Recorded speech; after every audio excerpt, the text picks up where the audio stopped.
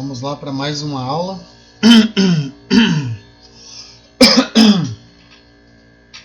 Garganta seca.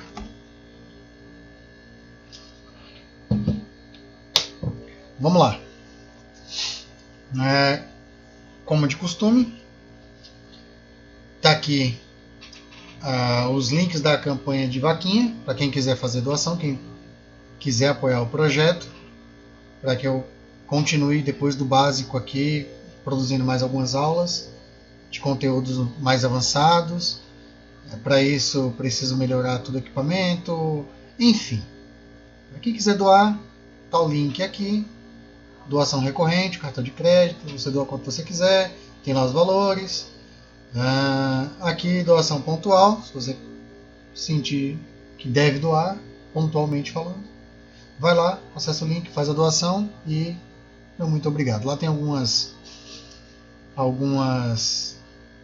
recompensas para quem doar, coisas simbólicas, tá?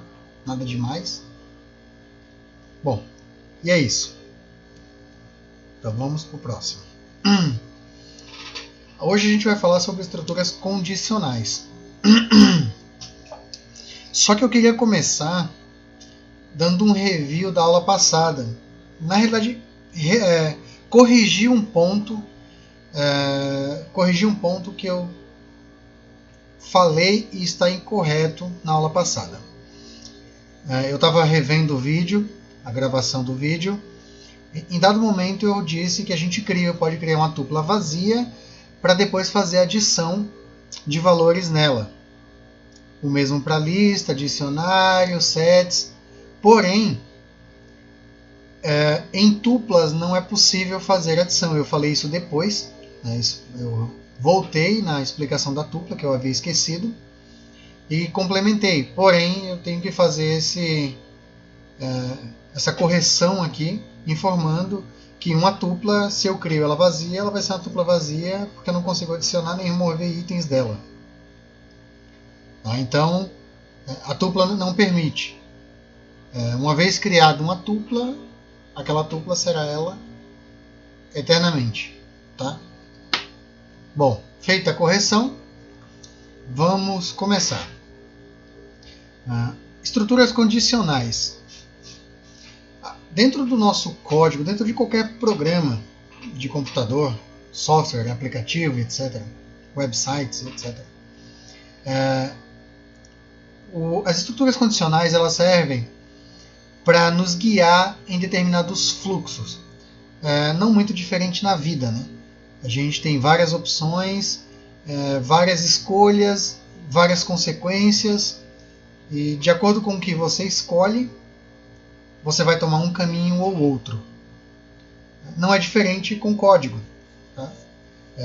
Então a gente tem a estrutura condicional if-else, onde a gente toma caminhos alternativos, caminhos diferentes, de acordo com uma determinada condição que nos é apresentada.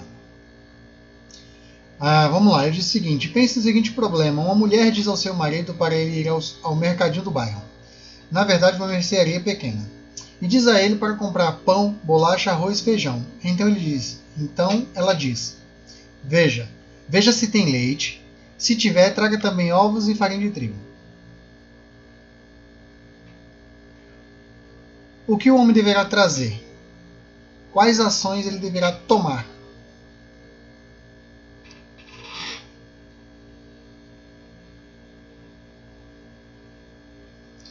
Observe que neste pequeno texto temos uma estrutura condicional. Se tiver uma coisa, traga isso e aquilo outro.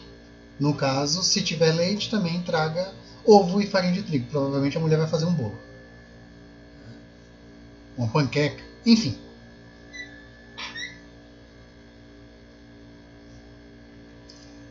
Isso, na vida real, é uma decisão que tem que ser tomada, é uma condição que foi apresentada, em que se houver uma coisa, nós vamos executar tal ação. No caso, trazer leite e ovos. Tá? Estou dando esse exemplo aqui porque ele é importante, porque se a gente analisar o contexto, a gente vai ver que tem uma pequena falha aqui na comunicação. Aí a gente vai falar isso mais à frente. Mas eu estou trazendo esse cenário mais para o mundo real, que é para que vocês entendam o que são as condicionais. Tá? Então você veja, se, que é o nosso if, faça isso.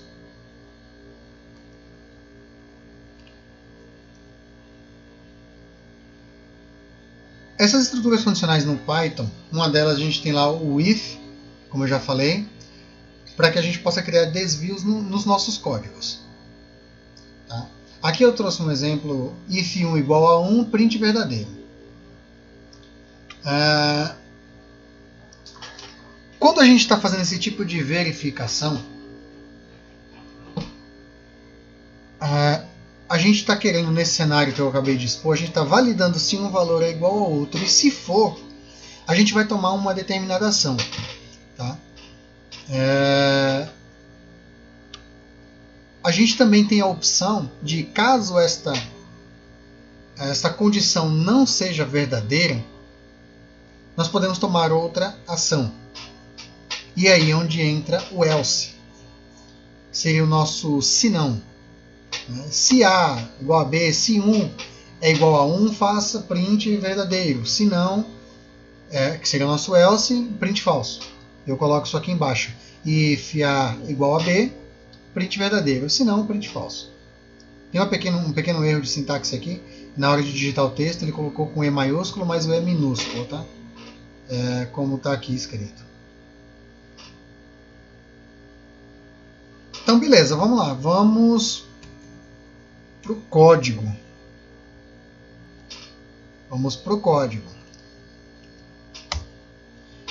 E aqui eu vou começar criando uma variável. Vou dar o nome de A. Recebe, sei lá, 50. E B recebe, sei lá, 15. E aí eu vou começar aqui criando as minhas condições, fazendo as verificações. Vamos lá, eu digo, ó, if A for maior que B, e aí na sintaxe eu dou 2 pontos e dou um Enter. E agora eu escrevo alguma coisa, faça alguma coisa. No meu caso eu vou dizer, olha, print, vou dar uma mensagem de retorno, dizendo que A, o valor de... Vou usar interpolação aqui, então para isso eu vou usar fstring, a gente já falou sobre isso. O valor, e aí eu vou colocar aqui A,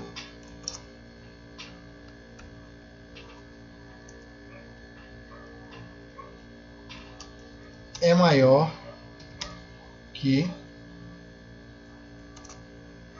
B.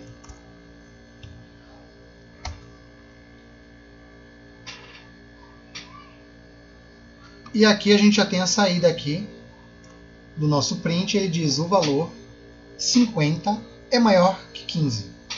Tá, mas e se A não for maior que B? Então eu vou inverter aqui e vou usar o sinal de menor. Observe que ele não fez nada, porque nós não dissemos para o programa fazer nada. Então eu tenho que vir aqui e dizer se não, que seria o nosso else, 2 pontos, print, e eu estou com preguiça, e vou copiar tudo aqui.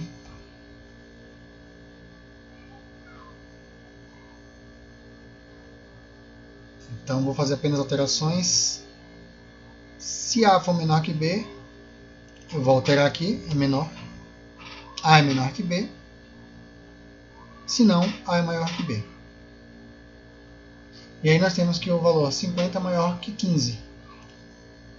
Então se a gente olhar o código aqui, se a gente vir para o first aqui, eu vou voltar no início aqui, colocar minha seta aqui. E aí a gente vai dar um passo a passo aqui. Eu vou um passo a passo aqui. Ele vai criar a variável A, vai criar a variável B, E agora ele vai verificar se A é menor que B. Ele verificou que A não é menor que B, então vocês vão ver que a seta já pulou para o nosso segundo print aqui, que é o nosso else, e é o que ele vai exibir. Então, é muito simples criar uma estrutura desse tipo, que tome decisões, que sigam caminhos diferentes de acordo com o que nos é apresentado. Tá? A gente pode fazer outros exemplos aqui, mas aí eu iria avançar muito e eu quero deixar mais para frente, quando a gente avançar nos conteúdos.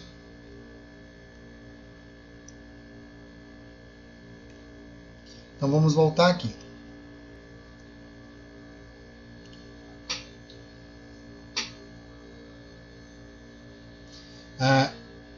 Com if else, a gente também pode fazer encadeamento.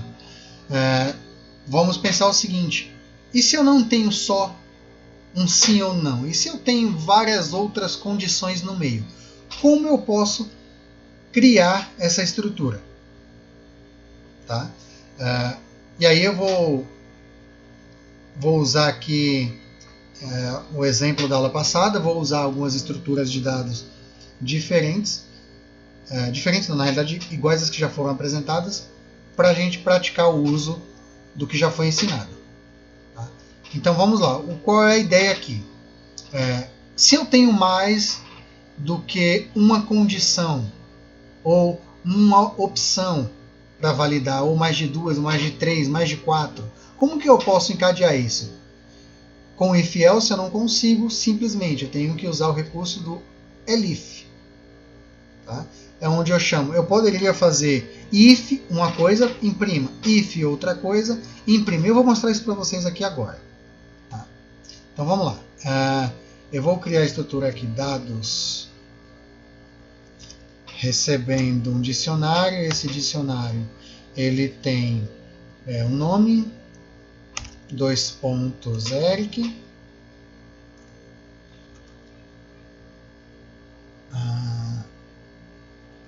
idade 35. Vou fechar aqui meu dicionário, muito lindo. E aí eu vou usar recursos para atribuir aqui, vamos lá, eu vou adicionar, criar a variável nome e vou buscar dentro do meu dicionário aquele nome Eric, tá? O meu campo nome é Eric aqui. Então, vamos lá. Então eu vou fazer dados.get nome. E aqui eu vou dizer o seguinte: se nome for igual a Eric, não, deixa o meu nome por último. Se nome for igual a Pedro, então print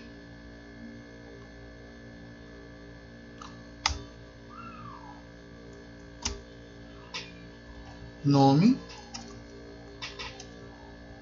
não está cadastrado.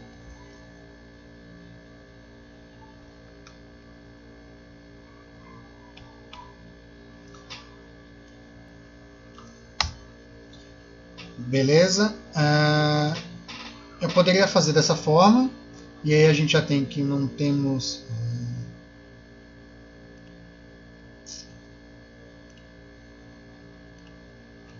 Eu estou no Live Programming.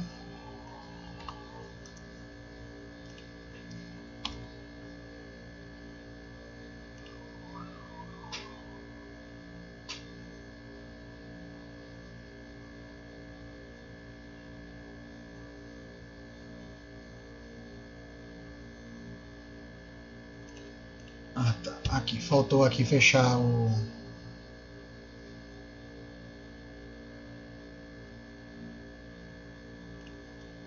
Faltou fechar e colocar os 2 pontos aqui. E faltou fechar o parênteses aqui e também a aspas. Tá? Então ele está aqui. Vocês veem que ele já veio fazer a verificação aqui. E eu vou dar um next aqui.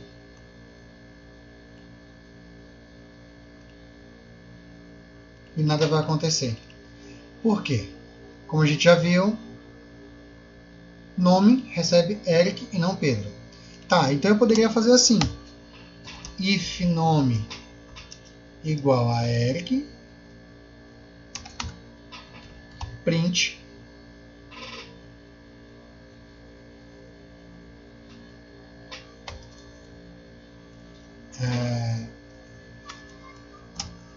nome está cadastrado.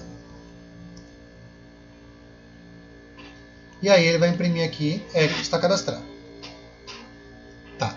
Mas qual é o problema de usar desta forma? Neste exemplo, problema nenhum. Você está escrevendo mais código? Não. Estou fazendo apenas uma... Até estou escrevendo um pouco mais de código, que é aqui, essa linha. Está um pouco mais verboso, ou seja, estou escrevendo mais. Mas o problema maior é outro. Tá? Eu vou voltar aqui para o início, só para a gente acompanhar. Eu vou criar minha estrutura aqui de dados. Ele criou. Eu vou buscar o nome. Ele buscou. Ele vai fazer a primeira validação. Ele vai primeiro passar por aqui. Vocês veem a seta aqui, ele está dizendo, olha, se nome for igual a Pedro, faça isso. E ele não vai fazer porque não é Pedro que está na lista. Aqui em nome, não é Pedro, é Eric. Então ele vai validar novamente. Se o nome for Eric, faça isso. Imprima isso aqui. E aí sim, ele vai para a linha de baixo e vai fazer a impressão. Pensem que eu tenho, sei lá, 10 condições aqui para validar. Eu teria que fazer 10 ifs. Tá? Então, eu escreveria muito. Ficaria muito verboso. Então, para evitar isso, a gente usa o recurso do elif. Se não, se nome igual a Eric, sei lá, Mateus,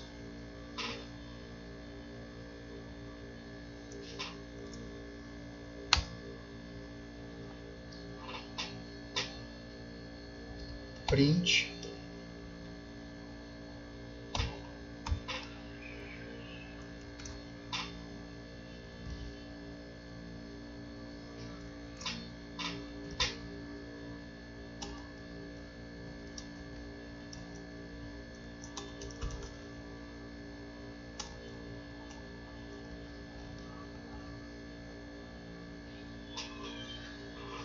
e aqui eu vou trocar.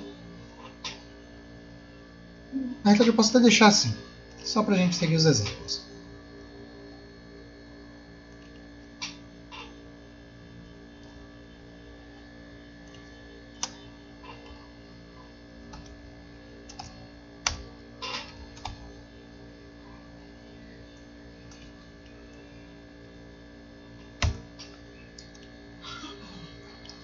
Então beleza. Vamos voltar aqui para o começo e vamos ver qual vai ser o comportamento.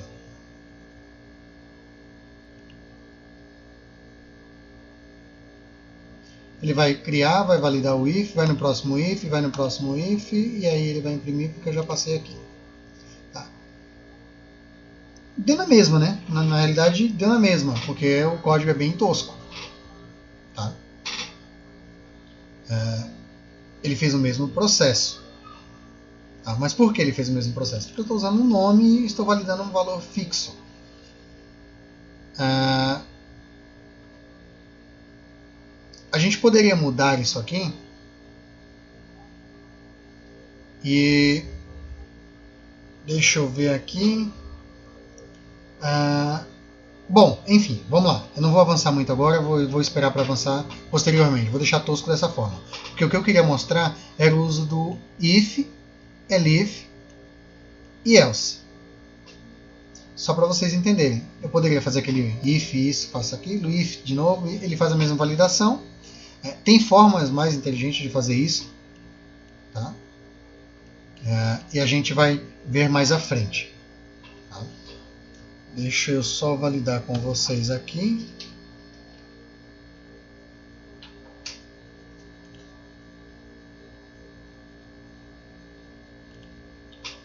Tudo bem, pessoal? Tá tudo ok aí a respeito do if e elif e else?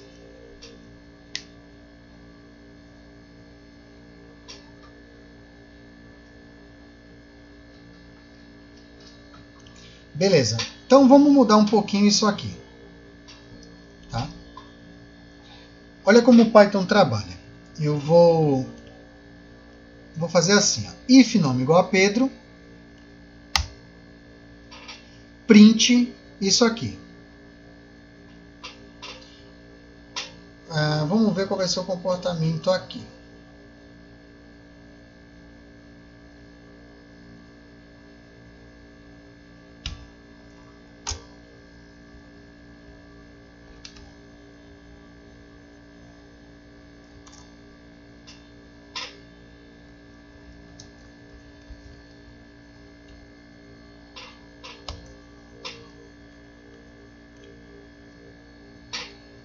Então vamos next aqui, mesma coisa, vai pegar o nome, vai validar e vai pular para fora e já vai imprimir aqui direto.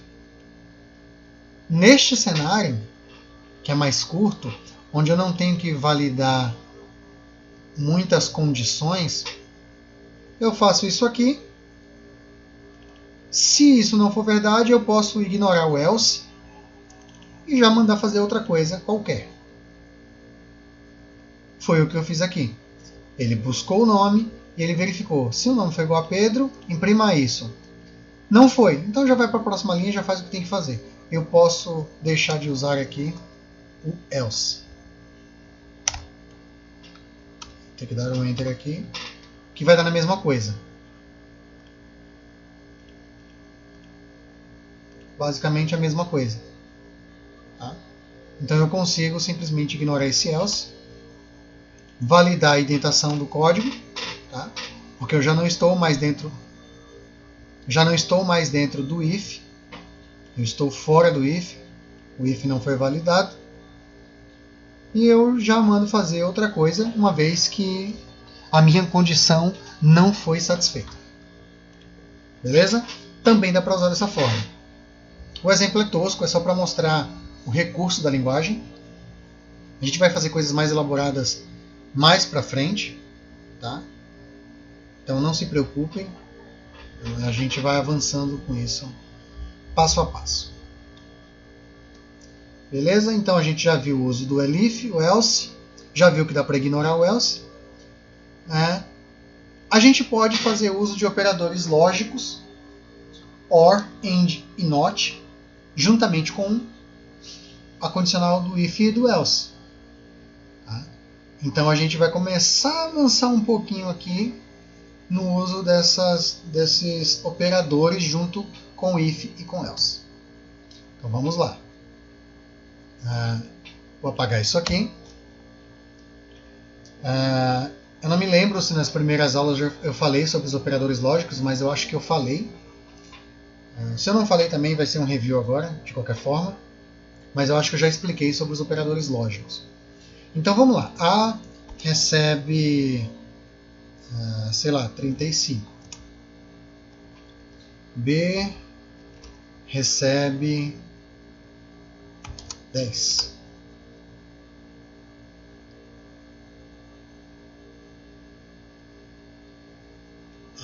Deixa eu ver. C recebe 0. Só para a gente ter aqui. Então eu vou fazer o seguinte: if A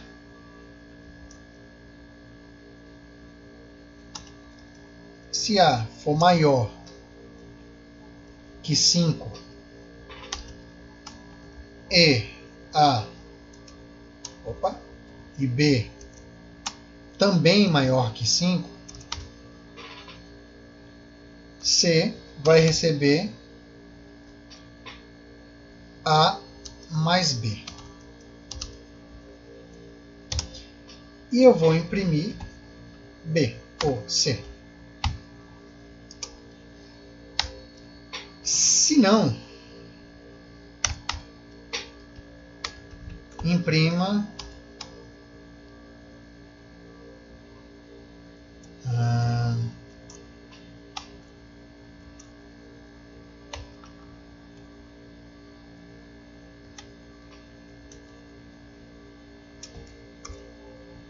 A e B, ou seja, 35 e 10 são menores que 5. Bom, logicamente ele vai imprimir C, porque, obviamente, 10 e 35 é maior do que 5. Então vamos alterar isso aqui para ver o comportamento. Aí vocês veem aqui, vou colocar um 3 para mudar aqui, que agora no fluxo ele vai imprimir isso aqui para mim. Mas vocês observam que eu fiz uso do operador lógico AND. Então, para fazer o uso desses operadores, eu tenho que validar as duas condições, 2, 3, 4, 10 condições que eu tiver. Dessa forma, se A for maior do que 5 e B maior do que 5, faça alguma coisa. Eu gostaria muito que eu pudesse fazer assim. If A em B maior que 5, print funcionou. Só que não funcionou. Não dá para usar dessa forma. Eu iria escrever bem menos, porque eu já estaria fazendo essa comparação direta, mas em Python eu não posso fazer dessa forma. Eu tenho que, de fato, validar a primeira e depois validar a segunda. Agora, se eu posso trocar o exemplo para o OR. E aí eu vou adicionar B, valor de 30. Então ele diz, se A for maior que 5 ou B maior do que 5, some os dois valores e atribua a C e imprima o valor de C. 30 mais 5, 35, está aqui o nosso resultado. Está aqui os nossos frames, nossas variáveis armazenadas na memória. Então a gente já falou sobre o AND e o OR. Vamos falar sobre o NOT.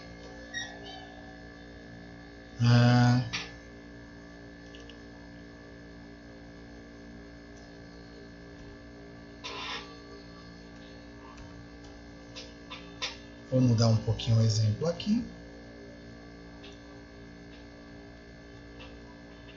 If A not 5, deixa eu ver. Deixa eu pensar a forma de fazer isso aqui da forma que eu quero.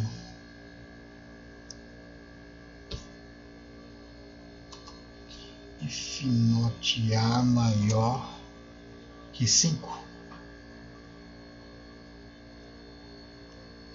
Beleza.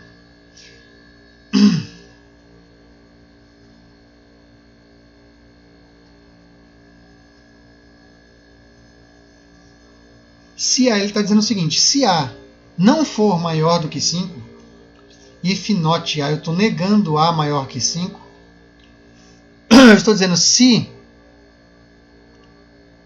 A não for maior que 5, A não é maior que 5, faça a soma. A é exatamente igual a 5. Se eu fizer assim, maior ou igual, ele já vai passar para essa linha 10 aqui, porque A ele é igual a 5. Então eu estou dizendo, se A não for maior ou igual a 5, e nesse caso A é igual a 5, então essa condição é falsa, ele vai passar para cá. Tá?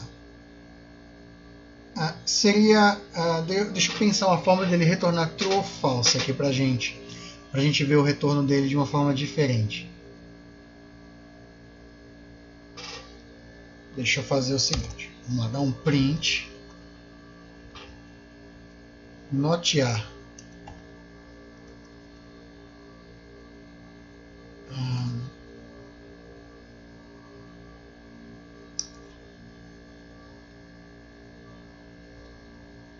não, se não funcionaria.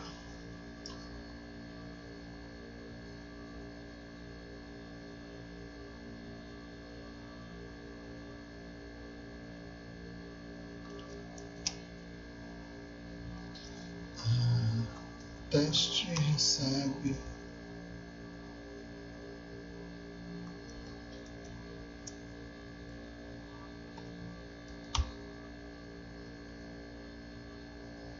beleza. O que eu fiz? Só para a gente ver que ele está validando como falsa a condição. Como teste aqui, eu criei a variável teste e pedi para ele me dar o retorno dessa expressão aqui. Né? A não é maior ou igual a 5, é falso, porque A é igual a 5. E se eu colocar 4? Agora ele valida. A não é maior do que 5, nem igual a 5. Agora é true. Então é verdadeira condição. E eu posso me utilizar é exatamente isso que acontece aqui dentro para executar o meu if else, tá? Usando as estruturas lógicas, os operadores lógicos. Deu para entender, pessoal? Ou confundiu vocês? Acho que o not é o mais chatinho de entender. Mas ficou claro o recurso?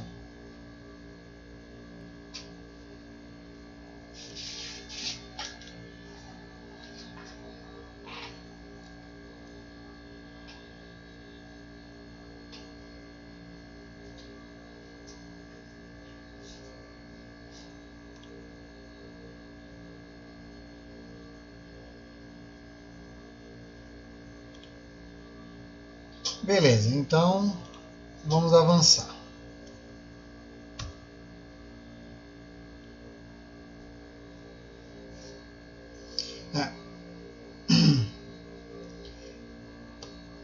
Aqui, vou apagar isso aqui. Eu posso também usar esse recurso de uma forma diferente. Vou pegar o exemplo que eu tenho aqui. E eu quero saber, por exemplo, se as duas variáveis existem. Por exemplo, A e B. Então eu faço if A e B, print A e B existem.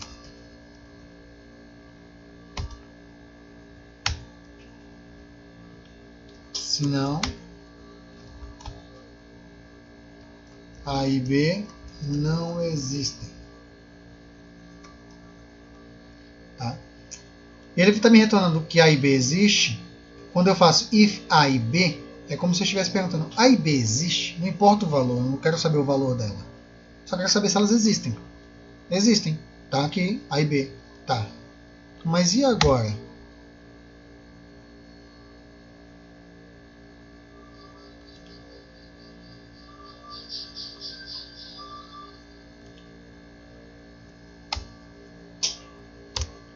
Aqui, eu vou passar aqui para baixo, B não está definido. Então vamos lá. B recebe 0.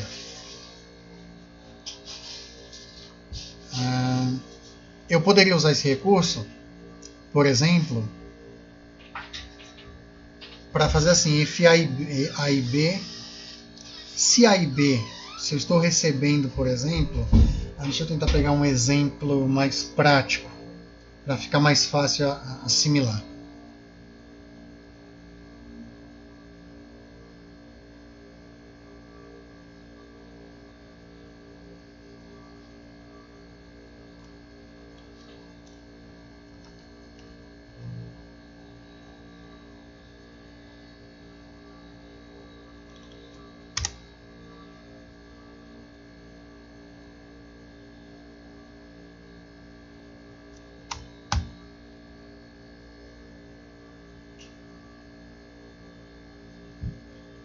palavra aqui não ficou muito boa. Então vamos lá. Possui valores.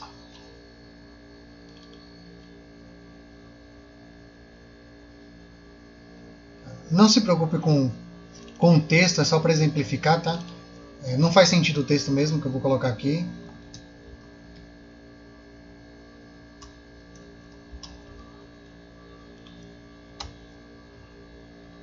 O texto não faz sentido porque para esse tipo de A e B aqui,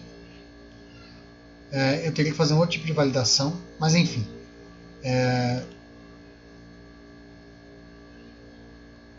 como se eu estivesse dizendo o seguinte: A e B são diferentes de zero nesse cenário? Tem algum valor? Tem, então imprime isso aqui. Possuem valores. Mas nesse caso só A possui. Então não. Agora, eu posso usar o OR. Se A ou B possui algum valor, imprime. A e B possuem valores. Aí eu poderia mudar. Poderia fazer ou B possuem valores, para ficar mais claro. A ou B não possuem valores. No caso, não possuem.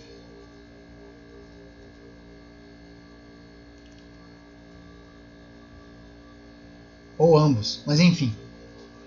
Só para mostrar uma outra forma de usar os nossos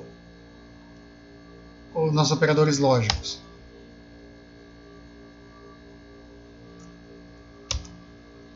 Eu posso fazer que A recebe vazio,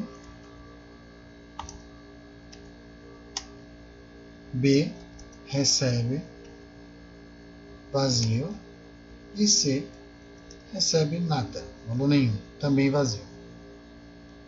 O C nem precisa aqui porque eu não estou usando C. E aí ele vai me retornar que não possui valores. Essa é só uma outra forma de se utilizar do recurso dos operadores lógicos junto com o if-else. Então vamos avançar aqui. Deixa eu ver a hora, 8h04. Beleza.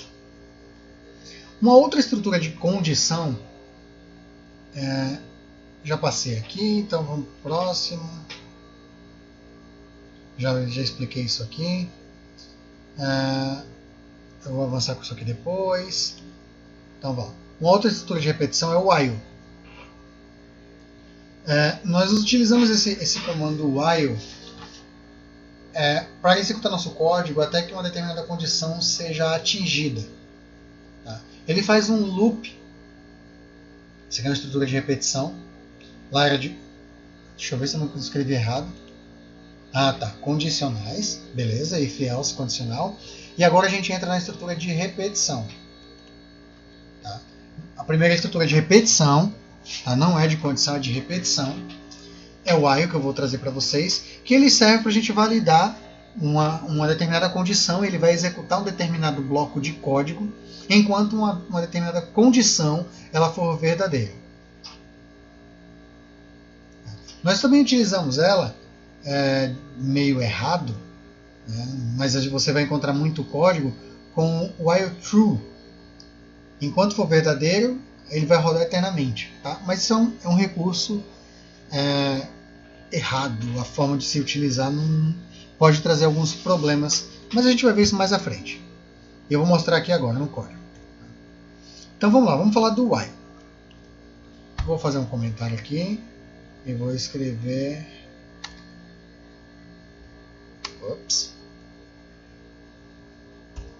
while.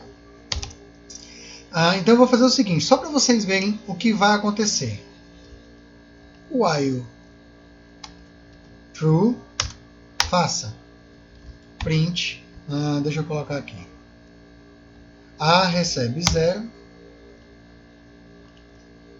print A,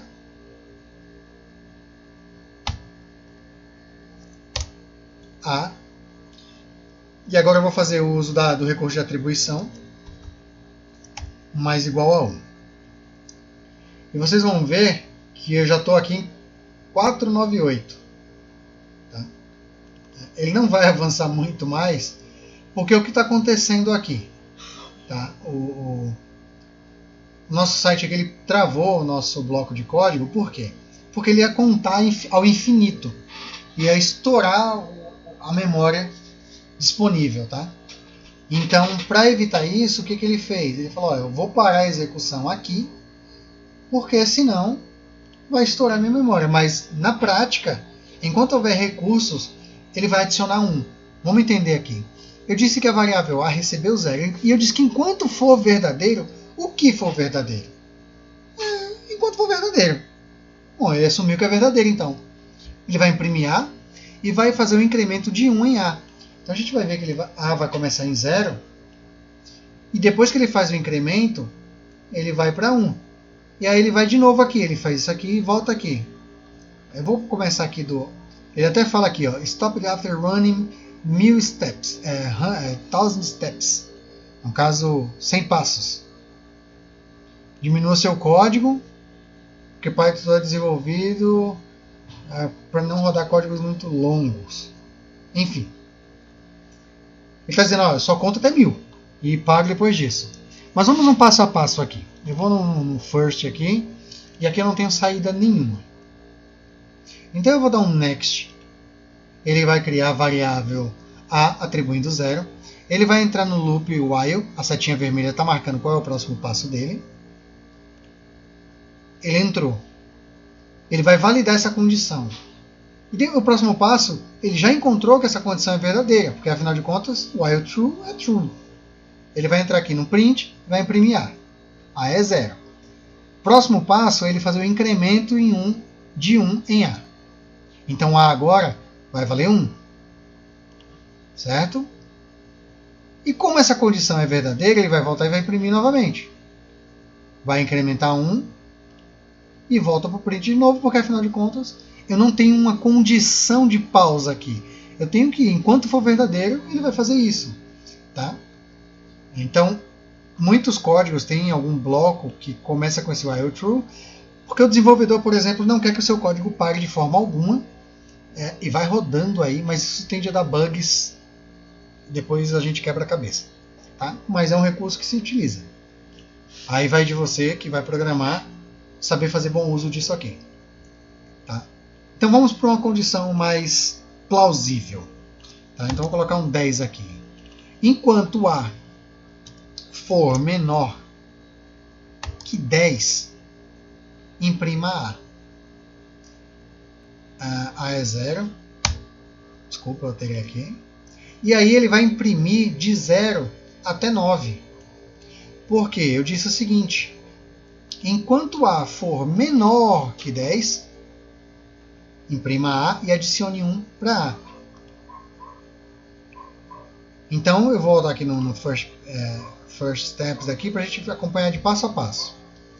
A, ele vai criar A como 0, vai validar a condição do while, sendo A menor ou igual a 10, o próximo passo ele vai imprimir A. Depois ele vai voltar para a condição, no caso ele vai fazer a atribuição agora de A de 1 para A, valor de 1 para A, e o próximo passo é voltar para validar se a condição ainda é verdadeira. Ele validou que é verdadeira, o próximo passo vai ser imprimir. Depois ele vai incrementar em 1 o valor de A e vai voltar novamente aqui para validar se a condição ainda é satisfeita. E isso vai até o nosso 9. 8. Ele vai incrementar 1 agora. Então vocês vão ver que A vale 9. Ele voltou para checar se o A é menor que 10. Como A ainda é menor que 10, ele vai voltar a imprimir A. Vai adicionar 1 e A vai passar a ser 10 agora. E ele volta aqui em cima novamente para validar a condição. E aí ele vai ter que a condição é falsa. E ele não vai mais para lugar nenhum. Ele para o código. Deu para entender como é que funciona o while, mais ou menos?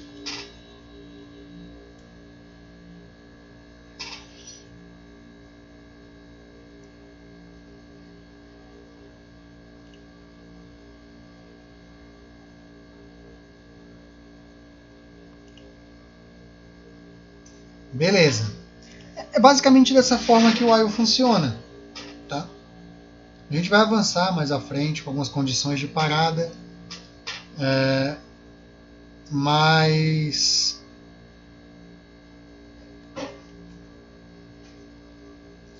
a gente avança aí conforme a gente vai dando um passo por vez. Eu só quero mesmo mostrar o loop. Isso aqui é chamado de loop, tá? Eu já falei algumas vezes, mas vou repetir. É o loop while. Ele faz um loop. Tá? Ele está ali, ele vai e volta, vai e volta, vai e volta, até que uma condição seja verdadeira. Tá? Então ele está fazendo um loop. Então, beleza. Vamos voltar para o nosso texto aqui. Da mesma forma, pessoal, que eu fiz o A sendo incrementado em 1, eu posso decrementar. Eu posso retirar 1 e eu fazer essa contagem de trás para frente. Tá? Vai muito de como está estruturado o teu código, o que você quer fazer. Isso é a decisão do programador, né? De acordo com o que ele analisou o sistema e o que ele vai precisar fazer. Beleza? Não muda nada, eu posso ir de frente para trás para frente. Eu posso incrementar ou decrementar em mais de um valor. Posso incrementar em 2. Enfim.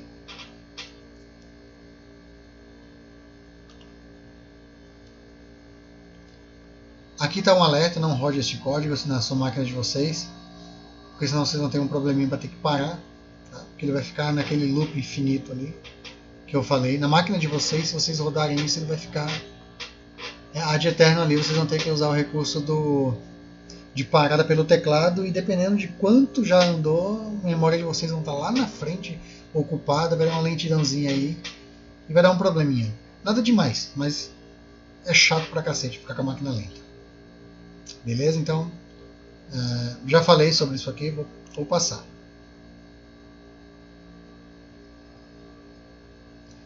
E aí é onde a gente entra nas condições de parada. Tá?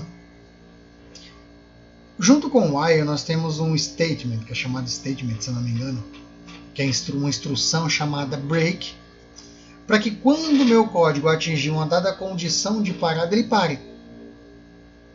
Então, ó, se acontecer tal coisa, pare. Tá? Então vamos lá, eu vou replicar esse código aqui, exatamente como está ali. Então eu vou começar minha condição de parada chamando ela de start, de início como start, com o valor de 0.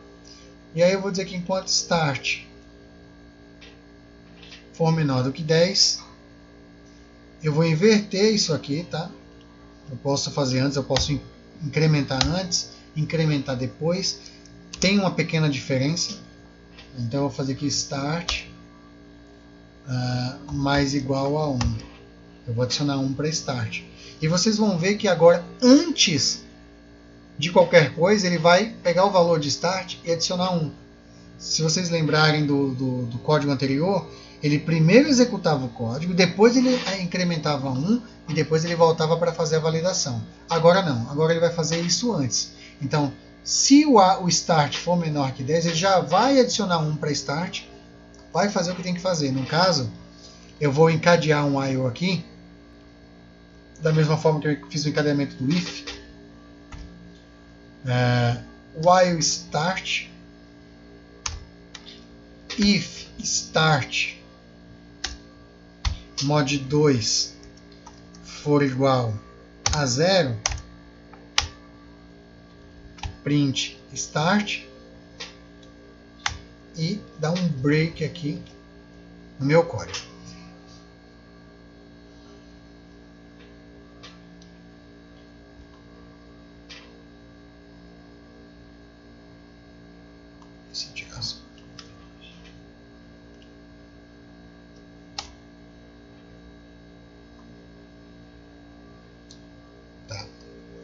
Vamos lá, vou explicar aqui. Vou retornar o meu break aqui. Então vamos lá, o que eu fiz?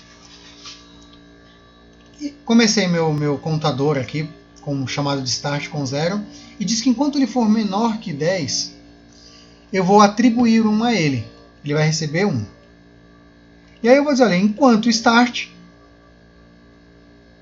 tá? Enquanto ele estiver sendo passado para mim aqui, execute. Se start mod 2 igual a 0, print start. E aí vocês vão ver que ele só vai dar o break quando o while aqui não recebeu o valor de start. Tá? Eu vou tirar aqui para vocês verem que a gente vai receber o mesmo erro que a gente recebeu anteriormente. Ele vai contar ao infinito, tá? Porque eu não tenho uma condição de parada. Tá? Porque aqui eu digo, olha, enquanto ele for menor que 10, faça isso. Mas eu tenho um segundo while aqui, que diz, olha, enquanto for verdade, vai imprimindo aí. Vai validando se é, se for, imprime. Então, ele vai imprimir 2, 4, 6, 8, 10, 12, 14, e assim até o fim. Então eu uso o break aqui, que é a minha condição de parada, e vocês vão ver que eu imprimi só os valores pares, diferente do que eu fiz da outra vez. Que eu imprimi 0, 1, 2, 3, 4, 5, 6, 7, 8, 9, 10. 10 não, porque o 10 era o limite. Percebe que o que eu fiz aqui foi pegar os números pares e eu não peguei o 0. E por que eu não peguei o 0? Tá? Sem entrar na discussão filosófica de se 0 é neutro ou 0 é um número par.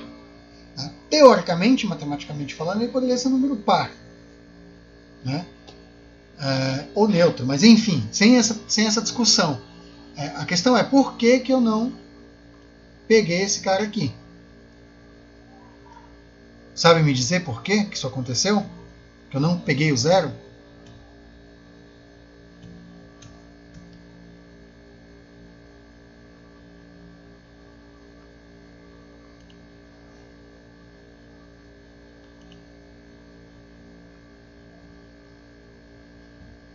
Vocês conseguem identificar aqui por qual motivo o 0 não está nessa contagem? Responde aí no chat. O chat é meio tosco, né? No chat. Sem abrasileirar a coisa.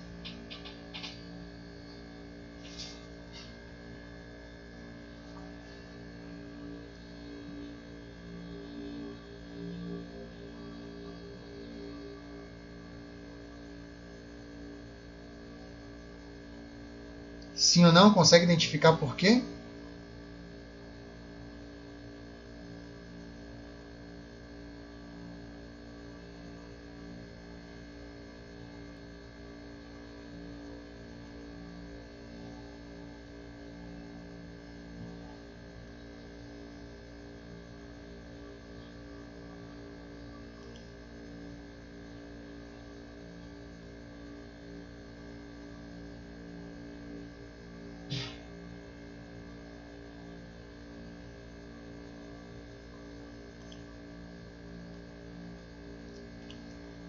Bom, já que ninguém se manifestou, vamos lá.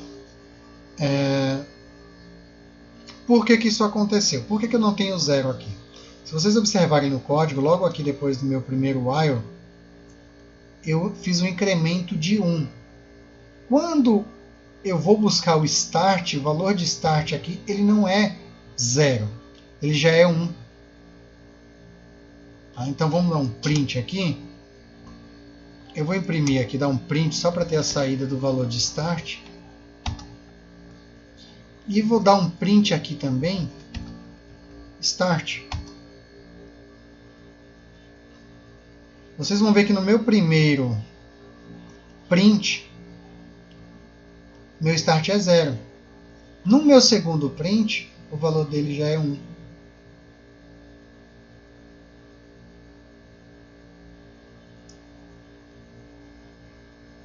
Então, este é o motivo, porque eu fiz um incremento de 1 aqui logo após o meu primeiro while. Então, vou tirar aqui. Mais à frente, a gente vai unir todo esse pacote de informações e vamos começar a desenvolver alguma coisa mais concreta. Tá? A gente vai avançar aí e desenvolver algo mais concreto, usando o que a gente aprendeu até aqui. Tá? Então, beleza. Já usamos a instrução break aqui. E agora nós vamos para o nosso chamado loop for, nossa estrutura de repetição for. Nós chamamos carinhosamente de loop for. Ele faz a mesma coisa que o while, só que de uma forma diferente. Tá? Ele faz um loop, valida condições, a gente pode validar condições, só que eu tenho recursos que eu posso me utilizar no for que eu não tenho no while. Tá? Então, primeiro passo, eu vou criar uma lista aqui com 11 elementos. Vou fazer uma iteração sobre essa lista. Tá? Deixa eu voltar aqui. Não vou colocar isso aqui. Vou colocar um loop for. Aqui eu vou criar minha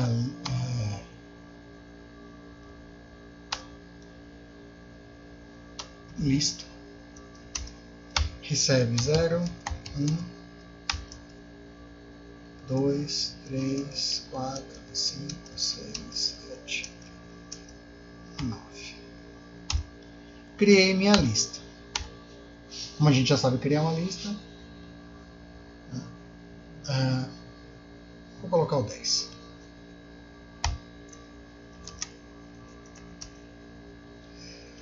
Beleza. Vamos fazer um for sobre essa lista. No for, quando eu quero fazer um loop, eu digo, olha, para. Eu vou chamar de qualquer coisa aqui, tá? Eu vou chamar para cada valor contido. Ou seja, eu estou usando aquele nosso operador in. Para cada valor contido na lista, faça alguma coisa. Tá? Aí eu vou fazer o seguinte, eu vou validar os números pares que eu tenho aqui dentro. Então eu vou fazer o seguinte, vou usar o if valor mod 2. Eu não sei se eu expliquei, mas o módulo, o operador módulo, tá? Só para dar um review, ele pega o resto da divisão de dois valores. Então, ele vai fazer basicamente isso aqui. Vai fazer uma continha de divisão para a gente. Então, vamos lá. 2 dividido por 2 é igual a 0. Tá? Ele vai pegar esse valor aqui. 3 dividido por 2 é igual a 1. Ele vai pegar esse 1. E aí a gente faz a nossa condição, que é isso que a gente vai fazer agora. Então, e se valor, e quem é o valor? É o primeiro elemento, que eu estou no meu primeiro for aqui, é na minha primeira iteração, eu fiz a minha primeira volta e peguei o primeiro valor. Então, o meu valor vai ser 0. Só para provar que eu vou dar um print valor. Se valor mod 2 for igual a 0, então print valor é um número par. Se não, vou dar um print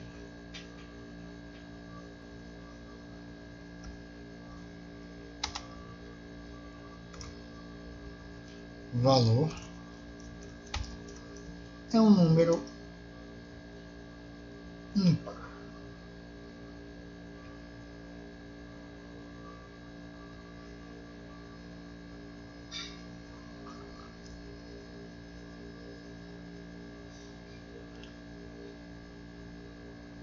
Eu errei aqui. Beleza. Então vamos olhar aqui. 0. Ele pegou o primeiro elemento da lista. Na minha primeira iteração, ele pegou o elemento da lista. Faltou o else.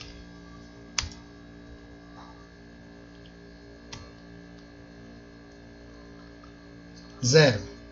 Ele pegou o primeiro elemento da lista na minha primeira iteração e disse, olha, 0 é um número par.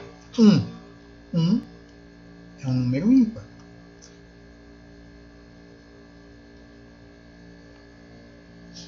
Só para validar que ele de fato vai pegar o valor e dividir por 2, vai pegar o resto da divisão, eu vou fazer assim, eu vou tirar esses prints aqui, só para a gente observar. Dá um Ctrl X aqui, só para efeito de fazer o seguinte, ao invés de imprimir valor, vou dar um print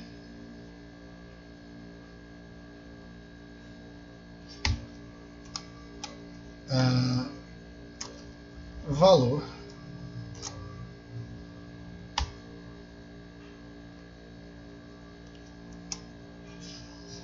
resto recebe valor mod 2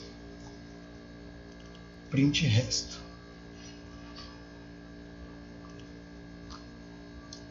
Então vamos lá. Eu estou imprimindo o valor de resto. Então ele vai pegar isso aqui, esse 0 aqui, e vai fazer 0 dividido por 2 é 0.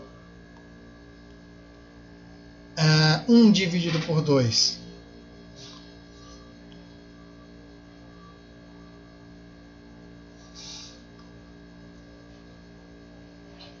é 1. Na realidade dá um número diferente, dá um número, mas ele entende como o resto sendo 1. 2 dividido por 2, o resto é 0. 3 dividido por 2, o resto é 1. 4 dividido por 2, o resto é 0. E assim ele vai até o final. 5 dividido por 2, o resto vai ser 1. 6, porque é número par, e assim sucessivamente. Tá? Então, ele pega o resto da divisão, e com o resto da divisão a gente valida se é um número ímpar ou um número par. Deu para entender como que o loop for ele funciona?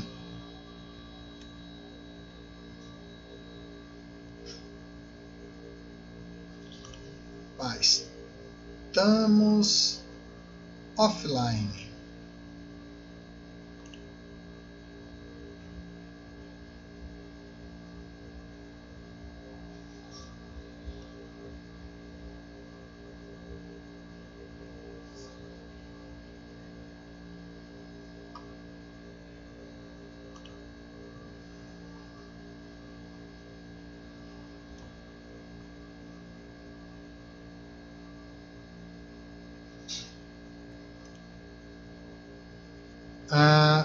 Eu acho que eu caí. Caiu para vocês também, pessoal, aí? Ou foi só para mim aqui que caiu?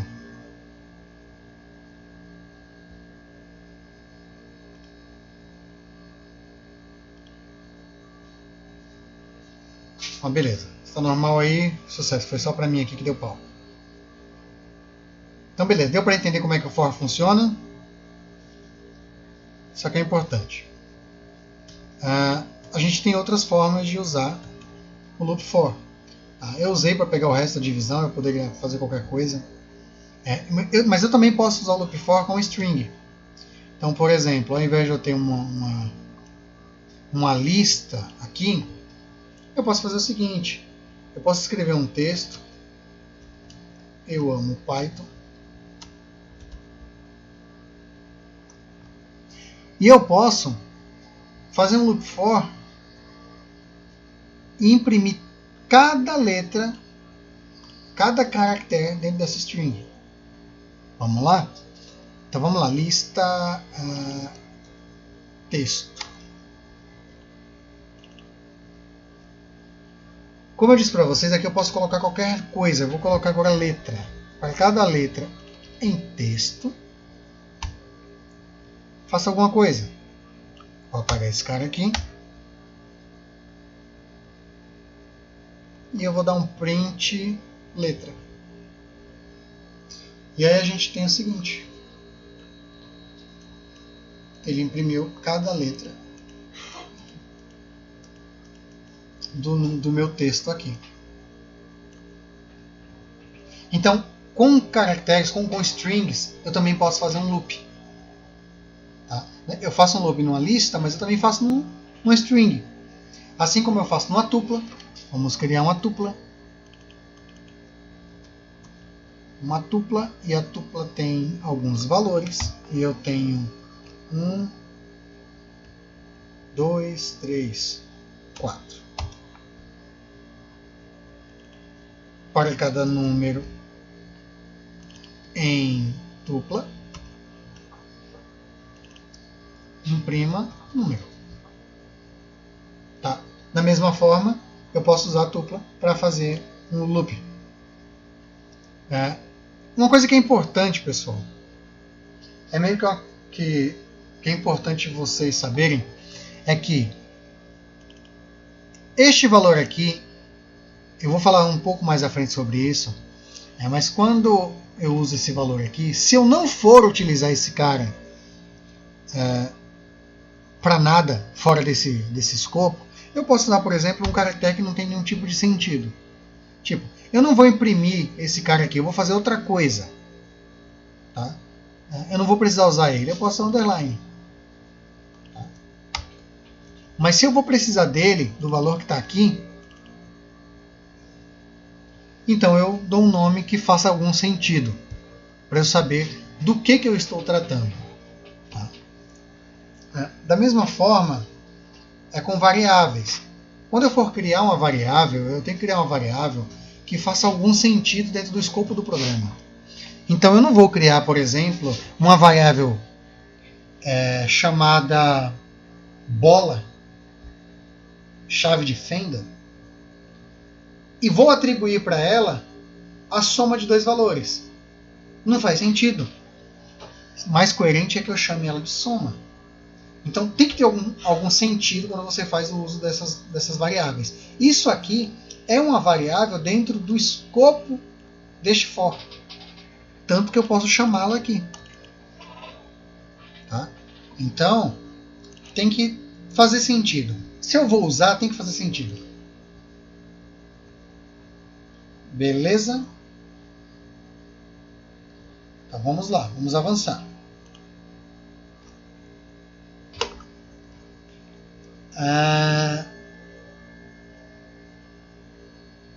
Eu também posso utilizar o for em um dicionário. Só que, como o dicionário ele é uma estrutura do tipo chave-valor e não do tipo índice, ele não tem índice, ele tem chave e valor, a forma de utilizar o for sobre um dicionário é um pouco diferente. Tá? Eu vou mostrar aqui.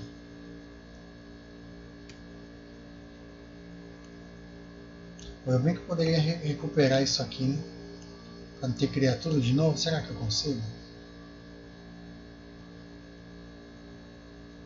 Vamos ver até onde ele vai.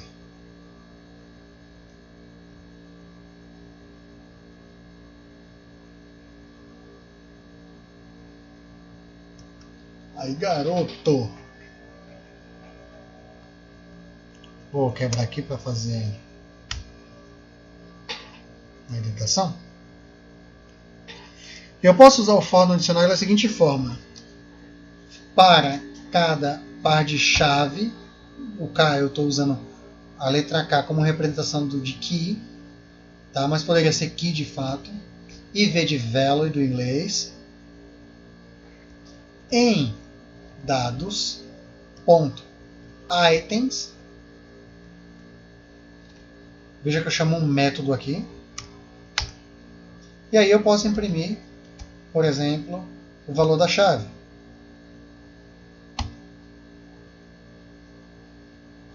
Posso imprimir o valor, quer dizer, posso imprimir as chaves propriamente dita, né, nome e idade, mas eu posso imprimir os valores, que aí eu vou ter Eric 35, ou eu posso imprimir os dois.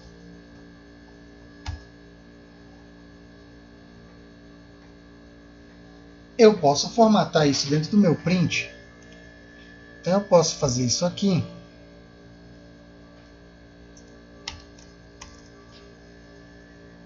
Por exemplo,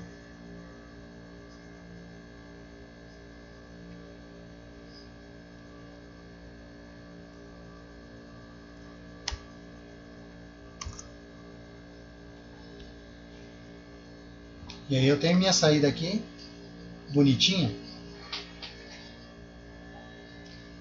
Tá? Então, quando eu vou utilizar o loop for dentro de um dicionário, eu preciso usar o recurso de chave-valor e chamar o método items. Tá?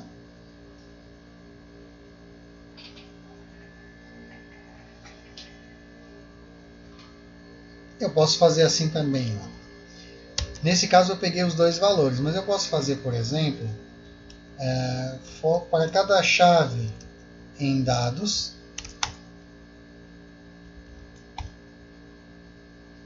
indicar.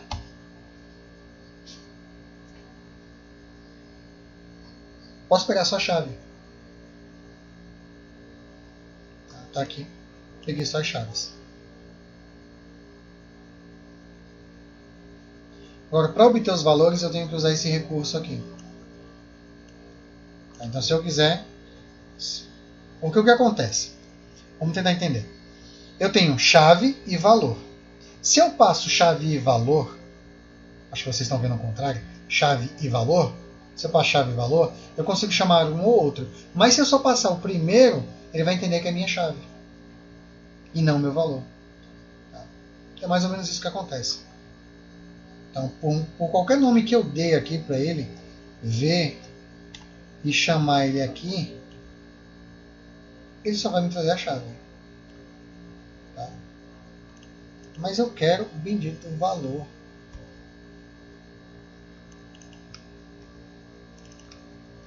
Não importa o nome que eu der aqui. Ele só vai me trazer a chave. Porque o nome é apenas o nome.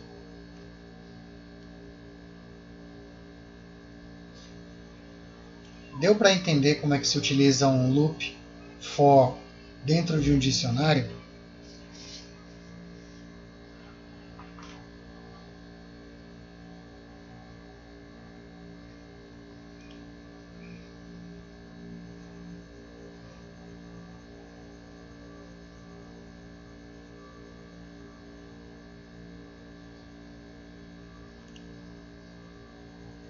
Então, beleza. Vamos lá avançar.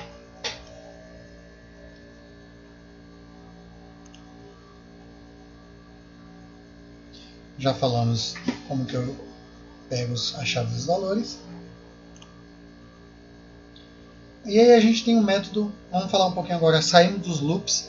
Nós já abordamos as estruturas de loop, tá, de repetição. Agora a gente vai falar um pouquinho sobre uma função chamada range, que ela é utilizada de diversas formas. A gente costuma utilizar o range junto com o loop for principalmente. A sintaxe dela é isso que está aqui. Ó. Eu chamo range, passo o meu start, passo o meu stop, meu valor inicial, meu valor final, e eu posso passar também os passos. Tá? O que seriam esses passos? Vamos lá. Primeiramente, todos os argumentos que eu estou passando na função tem que ser um valor inteiro. Tá?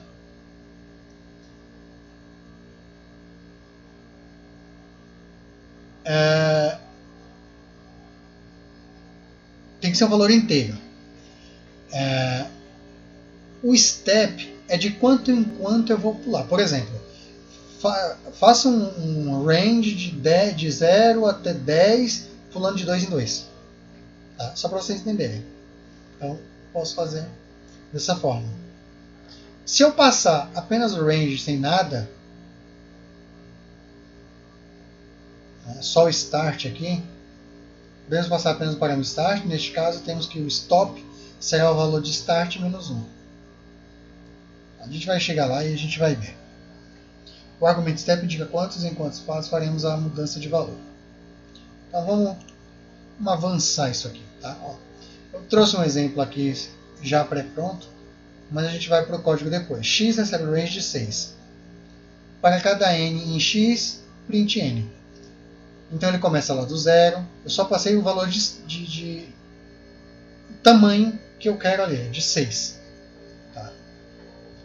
Então qual é o valor de stop aqui? lembra que aqui no código, na descrição ele fala que o valor de stop, se eu passar apenas o start, é o start menos 1. Por quê? Porque ele vai 0, 1, 2, 3, 4, 5. Ele já ocupou as 6 posições. 0, 1, 2, 3, 4, 5. O sexto, ele vai falar, não, é 6 menos 1 dá 5. Pronto, parei. Tá? É mais ou menos assim. Na verdade, é exatamente assim. Então, quando eu faço um for, ele vai imprimir só os 5 de 0 a 5. 1, 2, 3, 4, 5, 6 valores. Começando em 0. 1, 2, 3, 4, 5. Então, vamos lá. Vamos aos testes. Vou copiar o nosso exemplo.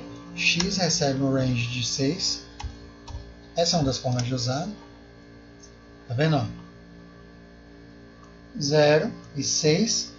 Só que o 6 ele não é incluído o 6 ele não é incluso ali na minha conta. Ele é excluído. Sempre o último valor ele vai ser excluído. Então vamos lá. Vou dar um print. Opa. Se eu der um print em x, ele vai me trazer todos os valores. Vamos trazer o range aqui. Tá? Ele vai me trazer de 0 a 6. Tá? Então eu tenho que fazer um for para cada valor em x dê um print no valor.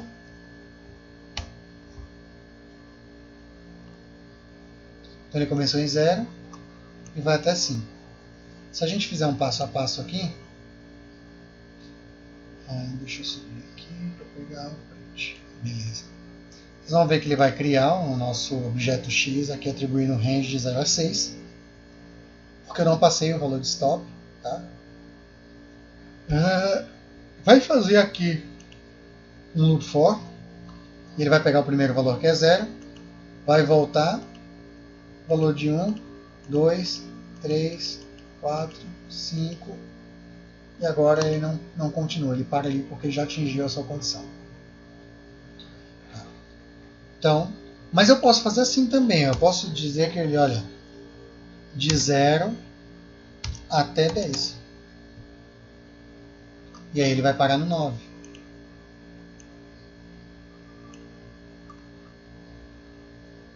Eu posso começar em 1. Ele começa agora no 1. E vai até o 9. Se eu quiser incluir o 10, eu faço 11. E agora o 10 é incluso. Beleza? Essa é uma das formas que a gente pode usar o range. Tá?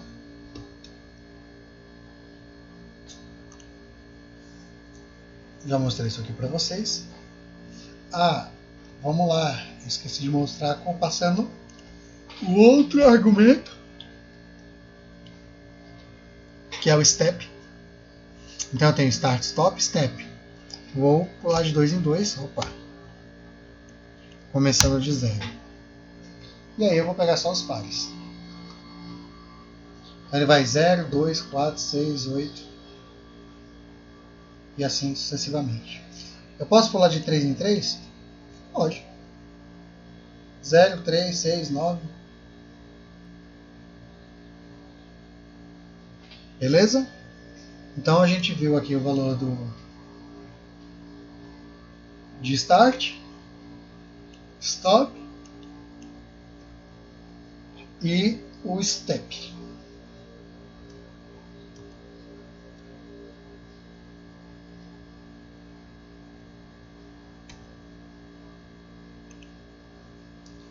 E aqui, já mostrei isso aqui para vocês. Eu quero mostrar também uma outra função que também é muito utilizada junto com o loop for, que é o len, de length, de tamanho. Tá? Eu utilizo o length para verificar o comprimento de um determinado objeto, o tamanho, o número de itens, a quantidade de itens dentro de um dado objeto, dentro de uma lista, dentro de uma tupla, dentro de um de um set. Posso também verificar uma string, qual o tamanho da string. Então eu tenho lá aquela minha string, eu amo Python, quantos caracteres eu tenho nessa string, eu posso usar o length e ele vai me trazer o tamanho. A sintaxe básica dele é length, no caso len, e passo o objeto que eu quero. Aqui eu criei uma lista, banana, uva e melancia, pedi para ele me falar qual é o tamanho dessa lista, len lista, ele me retornou que é 3, tem 3 valores aqui dentro.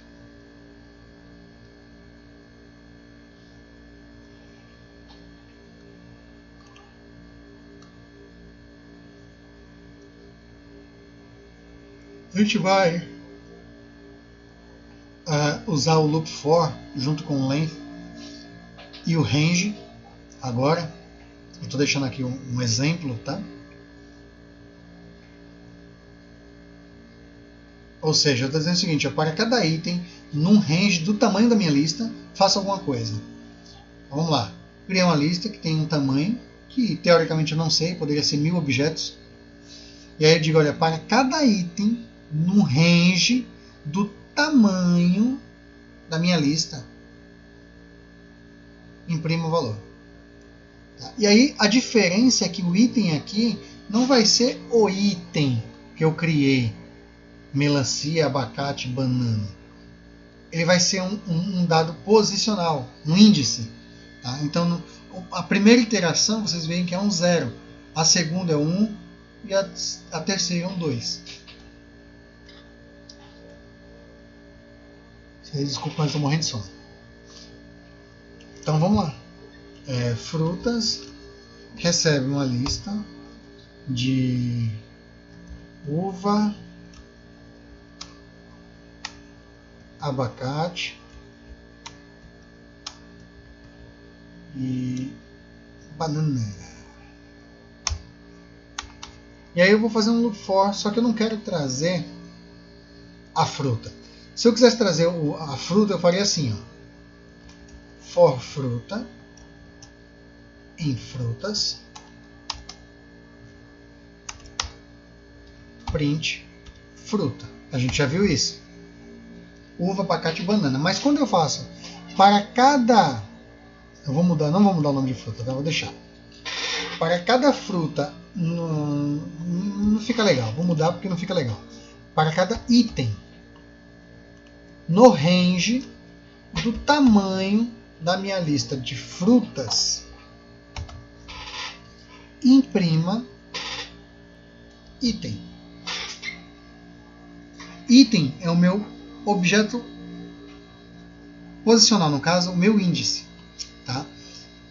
Quando eu quero, por exemplo, executar uma ação repetidas vezes, mas de acordo com o tamanho daquele outro objeto, eu uso esse recurso. E aí eu não preciso imprimir, tá? O print aqui é só para a gente ver a saída, mas eu poderia fazer qualquer coisa. Eu poderia fazer assim, ó. Eu poderia criar uma outra lista, por exemplo. Eu faria o seguinte: lista recebe uma lista vazia. E eu poderia depois fazer lista contador recebe 0. Não. Recebe 2. Recebe 2. Vou colocar recebe 2. E eu poderia fazer o seguinte: lista.insert. Eu pedi para vocês darem uma consultada nos métodos na documentação oficial, não sei se vocês fizeram. Nós vamos usar o insert aqui. Contador.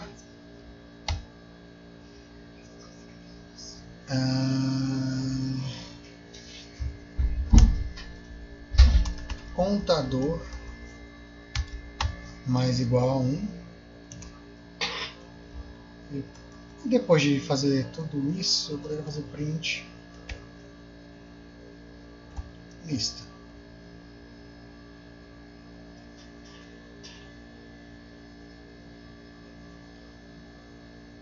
Lista.insert. Deixa eu ver aqui, type insert, tem 2 posicionar argumento, um foi passado.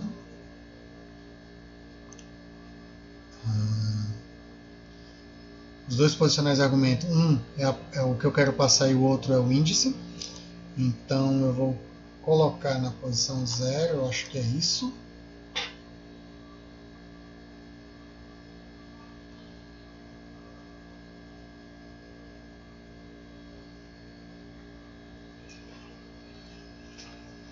Tá, mas aí eu poderia pensar, bom, não tá legal porque todos vão ficar na posição 0, né?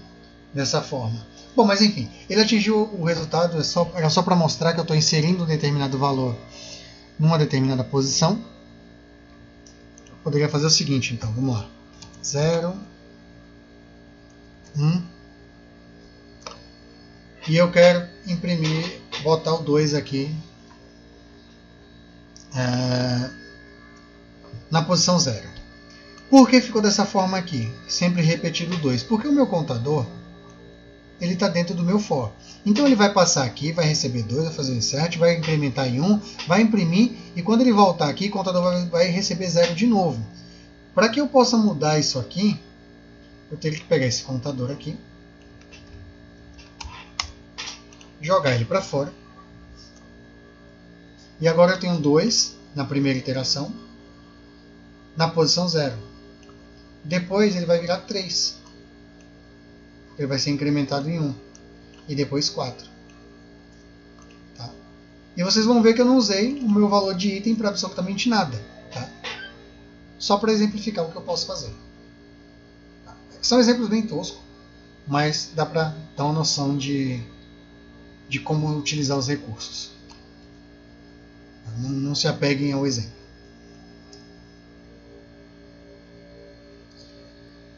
Deixa eu ver, vocês tiveram alguma dúvida até aqui?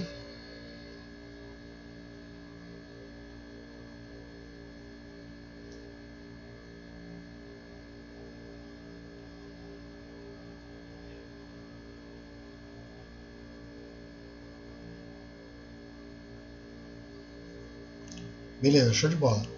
Então, agora a gente já é capaz de fazer alguma coisa mais concreta com o nosso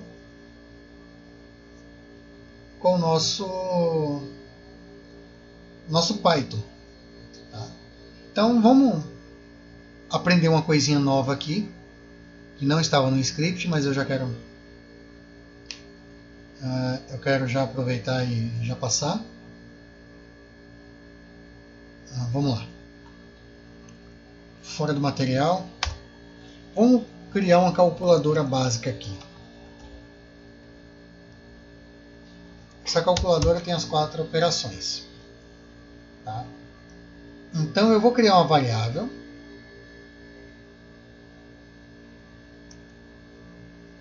chamada soma e vou passar para ela o sinal de mais. Criar uma sub para representar subtração e ela vai receber o sinal de menos. Div, ela vai receber esse sinalzinho para divisão, e multi para multiplicação, que vai receber esse valor. Beleza? Agora eu preciso pegar 2 valores para fazer essa operação. Eu preciso, primeira coisa, eu preciso ter números para executar qualquer coisa. Tá? Então, como que eu faço para pegar o valor de um número, um valor que o usuário vai me passar?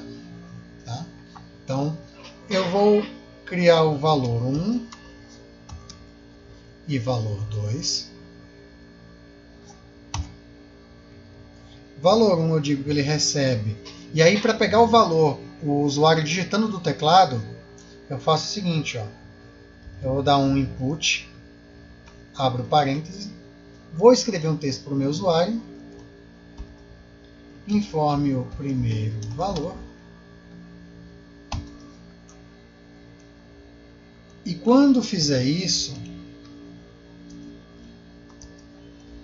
vai aparecer uma caixinha de texto aqui na minha interface web, mas no código de vocês no console, se vocês estiverem utilizando alguma IDE, algum editor de texto, ou o console mesmo interativo do Python, vocês vão receber uma mensagem ali, essa mensagem pedindo para vocês informarem um valor. Tá?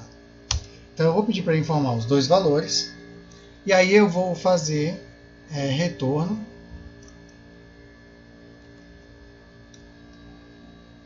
Tá, beleza, vamos lá. Um passo por vez. Já pegamos os valores, já temos os sinais de multiplicação. Beleza, mas ok, eu pego dois valores e eu faço o que com isso? Eu quero operar essas 4 operações aqui. Eu quero executar essas 4 operações operando com esses dois valores. Então eu preciso saber do usuário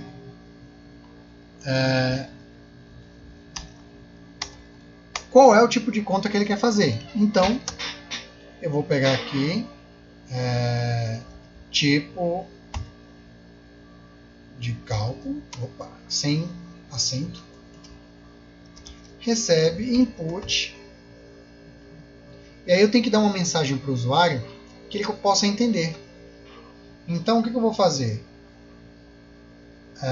Eu vou fazer o seguinte: informe qual operação quer executar. Vou dar aqui 2 pontos, espaço, 2 pontos, espaço, e aqui eu vou fechar. Beleza. Agora, como que eu vou fazer aqui para, por exemplo, ele executar o meu cálculo? Eu já peguei do usuário e eu posso mostrar aqui. Tá vendo? Informe o primeiro valor. Ele já está passando aqui pedindo o meu primeiro valor. E eu não consigo avançar se o meu primeiro valor não for informado. Tá? Como que eu posso fazer aqui? Qual tipo de recurso eu posso usar aqui para que eu possa executar essa operação? Como que eu faria para, uma vez que eu já sei quais são os valores e qual é o tipo de cálculo que eu quero, como que eu faço para executar agora essa conta? Alguém poderia dar um exemplo aí de como fazer isso com base no que a gente já aprendeu?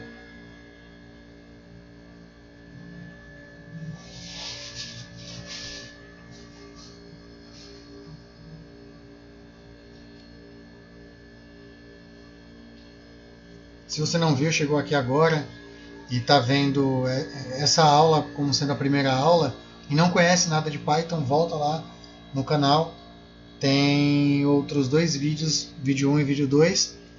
E nesses vídeos a gente tem todo esse conteúdo lá. Você pode rever e entender o que são, quais são as estruturas necessárias para que a gente possa resolver esse pequeno problema.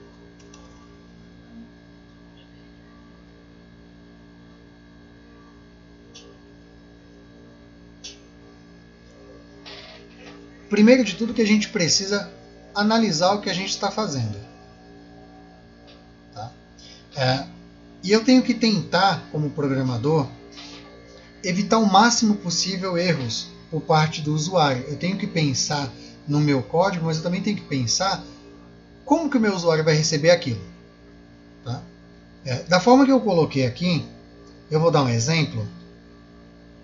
O usuário poderia digitar aqui, por exemplo, um valor de 10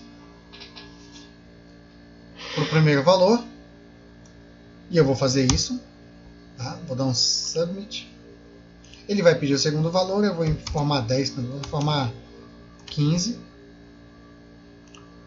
e agora ele está pedindo qual é a operação que eu quero executar. Bom, eu poderia executar uma soma, mas a soma eu poderia passar que eu quero fazer isso aqui, que foi o que eu representei aqui, mas o meu usuário não sabe que é isso. Então eu poderia fazer soma, passar o texto. Só que aí, quem não saberia como se comportar seria o meu código. Porque o meu código não sabe o que significa soma. Ele sabe que existe uma variável soma que recebe uma string que é o sinal de mais. Então eu preciso ajustar primeiramente a minha solicitação para o usuário para que o usuário saiba exatamente o que passar. Então vamos lá. Eu vou simplesmente fazer uma adição aqui.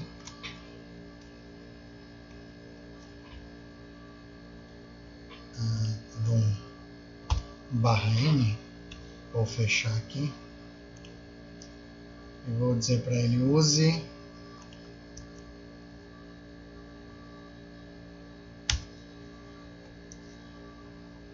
para soma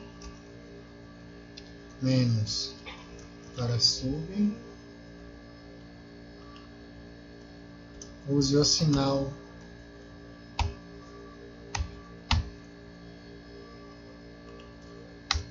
mais menos para sub,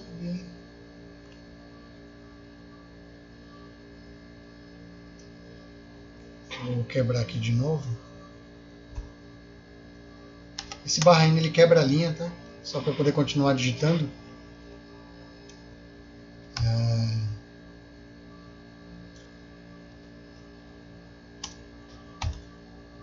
Vezes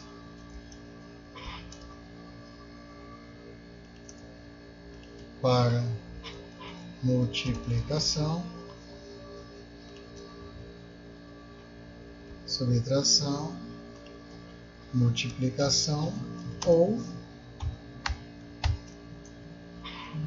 para divisão. E agora sim, vou expandir um pouquinho aqui.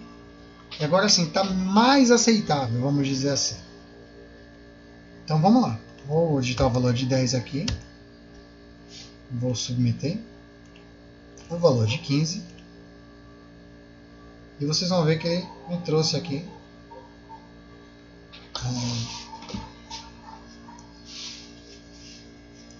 os valores aqui. Eu poderia estruturar de uma forma melhor, mas vou deixar assim mesmo.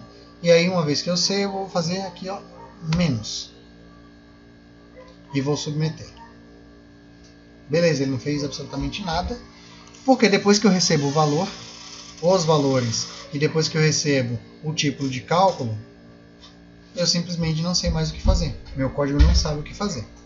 Então eu poderia, por exemplo, usar a estrutura condicional para poder resolver esse problema. Então eu digo o seguinte: if tipo cálculo for igual a soma, e aí eu posso fazer print, eu posso dar o print direto e fazer o valor 1 mais o valor 2.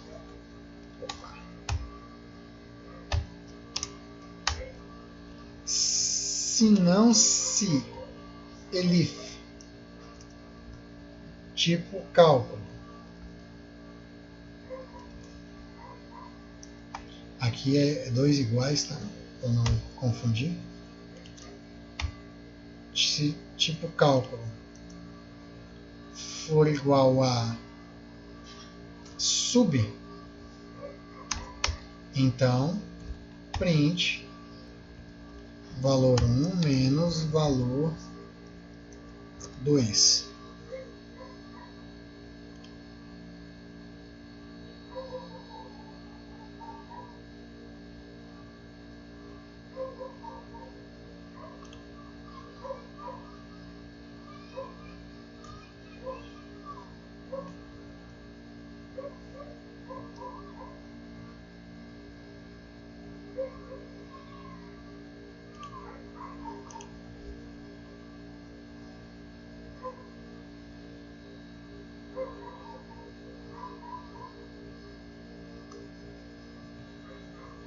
Desculpa, caímos, a conexão caiu, mas já estamos de volta. Podem me confirmar que está todo mundo aí?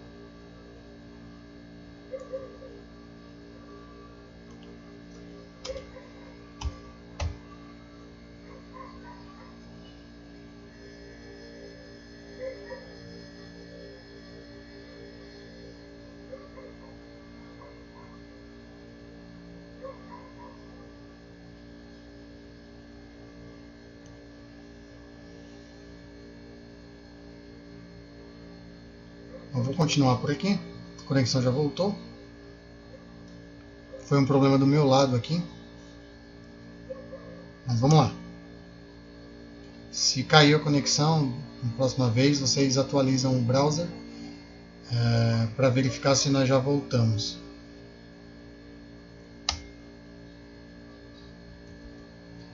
Se tipo cálculo for igual a div, então print o valor 1 dividido por valor 2. E finalmente, se não, vou fazer, se não, se tipo cálculo, se tipo cálculo for igual a multi, então print valor 1 vezes valor 2. E eu esqueci de fechar os parênteses aqui. E se não for nada desse tipo, se for qualquer outra coisa diferente, se não, dá um print aqui.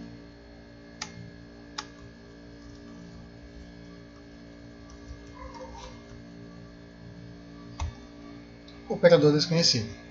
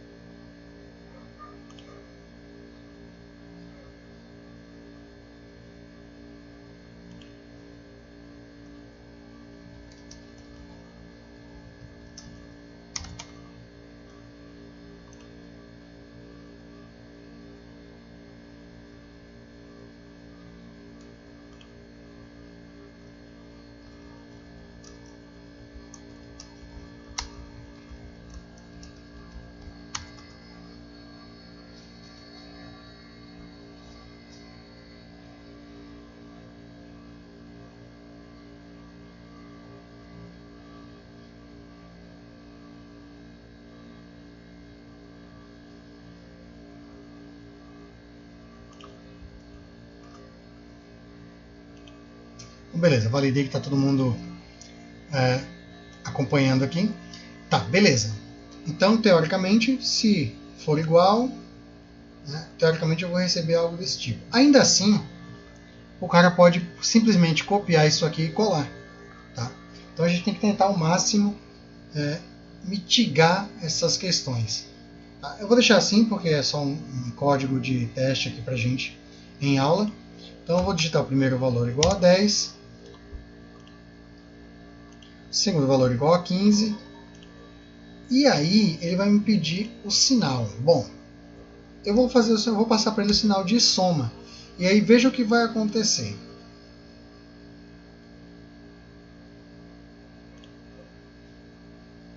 Qual foi a impressão aqui?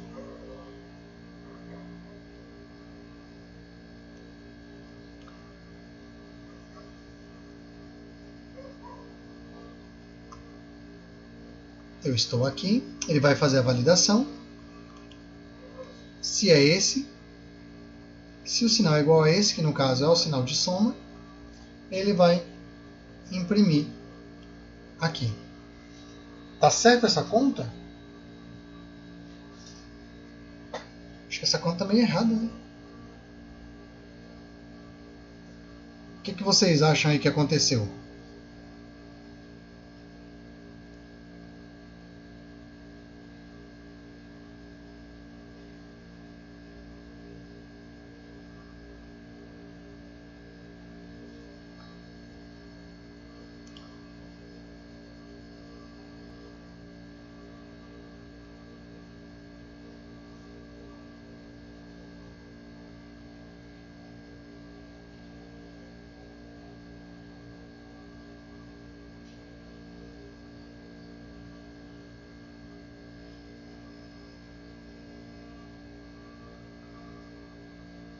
Se a gente olhar aqui no nosso frame,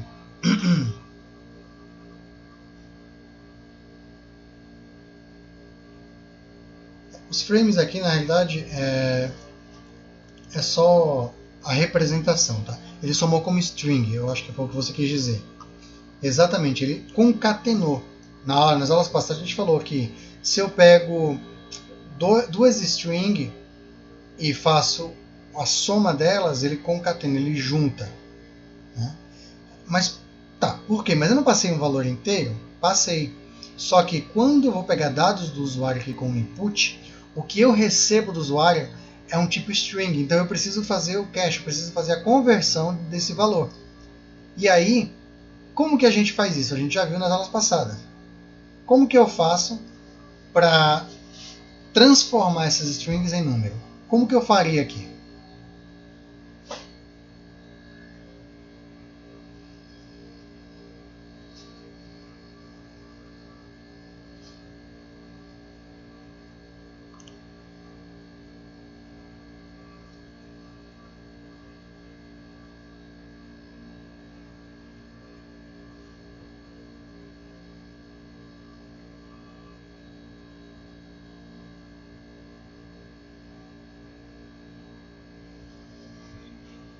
Se vocês assistiram a aula passada, vai ver que a gente fazia o cache usando o int.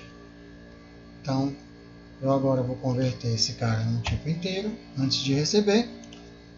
E a mesma coisa eu vou fazer para este cara aqui. E agora sim eu posso fazer 10.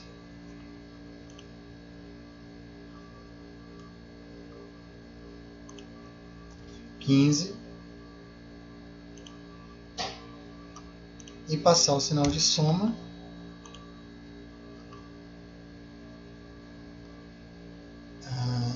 Eu vou pular para o último aqui, passar direto, para a gente já obter o resultado. E está aqui o nosso resultado.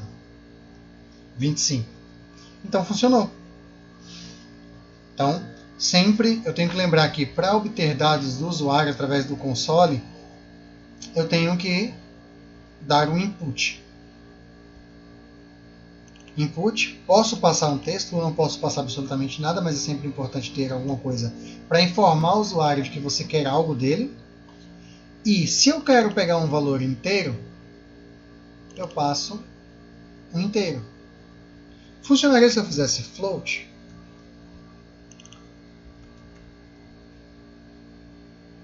Vai funcionar? Name float. Então agora eu vou digitar o 15 e 35. E eu quero fazer a soma.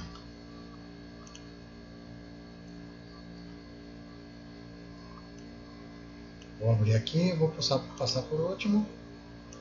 E vocês vão ver que agora que o resultado é um valor do tipo float. Então, se eu uso float, eu me previno que o usuário envie lá um valor de, sei lá, 15,3. Tá? Então, se eu vou receber um valor do tipo float e é com ponto que ele trabalha, eu preciso também especificar isso para o meu usuário. Ou eu posso receber do usuário com vírgula mesmo, assim, e converter isso dentro do meu código.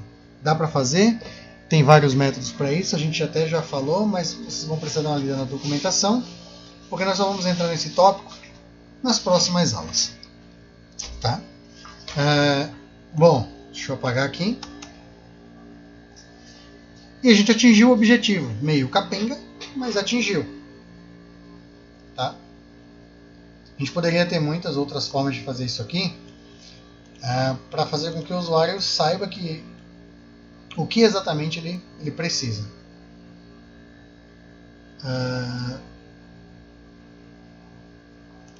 Eu poderia escrever de uma forma diferente aqui.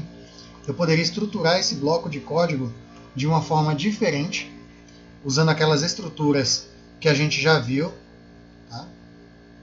Vai da criatividade mesmo, mas em linhas gerais a gente aprendeu hoje como fazer o for, como rodar um loop com while, com for, as condicionais com if, else e elif, não necessariamente nessa ordem. E a gente aprendeu a pegar dados do usuário aqui na nossa telinha. Então a gente já pode começar agora a brincar e fazer alguns testes com o que a gente aprendeu até aqui. Tá? E aí vai de vocês serem proativos e pensarem aí qualquer coisa e tentar começar a criar problemas e resolver esses problemas utilizando os recursos que a gente usou até agora. Beleza? Alguma dúvida?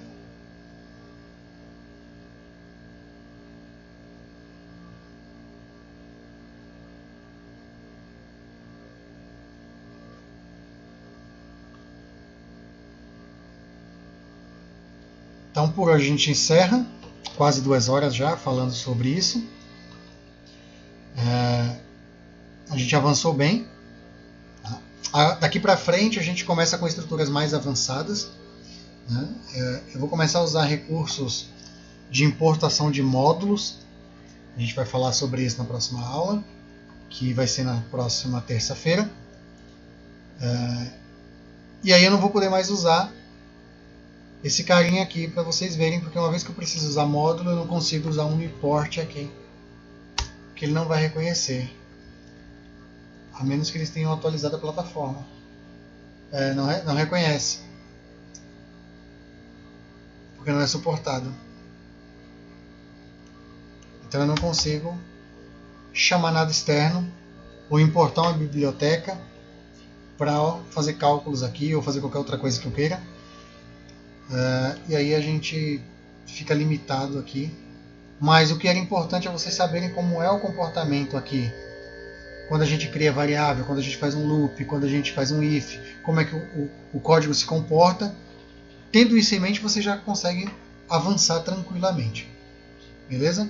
Agradeço a presença de vocês. Voltem no começo do vídeo, tem lá a campanha de doação. Se quiserem doar, façam doação. Se achar que vale a pena. E, bom, a gente se vê na próxima aula. Eu fui.